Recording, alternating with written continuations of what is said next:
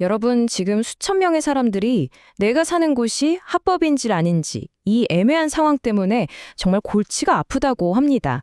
왜냐면요, 운명의 마감 시한이 정말 코앞으로 다가왔거든요.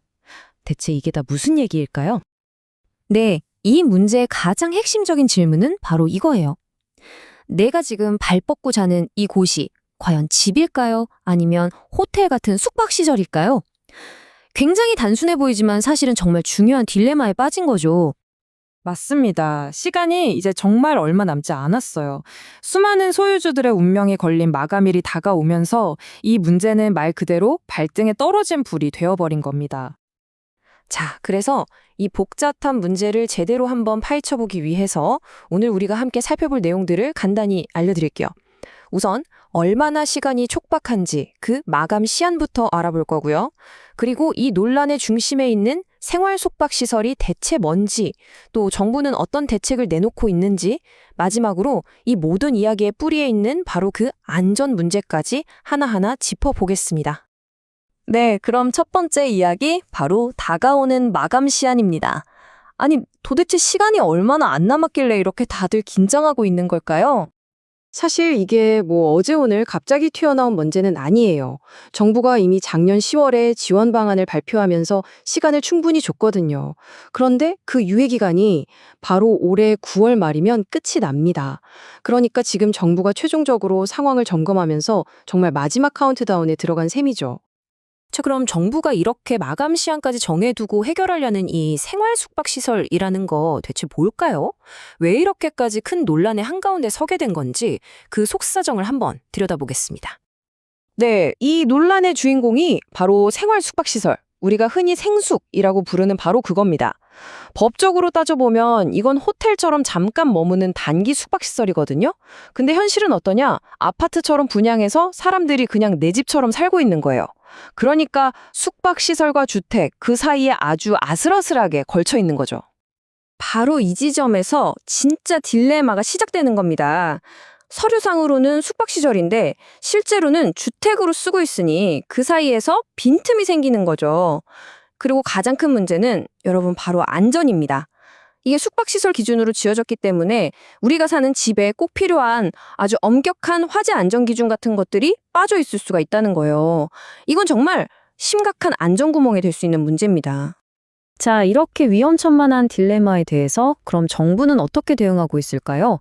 이제 마감 시한을 바로 앞에 두고 말 그대로 마지막 총력전에 나선 모습입니다. 정부의 입장은요, 국토교통부 1차관의 이 한마디에 아주 명확하게 담겨 있습니다. 마지막까지 독려해달라. 유예기간이 끝나기 전에 어떻게든 이걸 합법적인 용도로 바꾸게 만들겠다. 이런 아주 강한 의지가 느껴지는 대목이죠. 그래서 정부가 내놓은 전력은 크게 세 가지로 볼 수 있어요. 자, 첫째, 9월 마감 전까지 각 지방자치단체를 통해서 소유주들을 정말 끝까지 설득하겠다.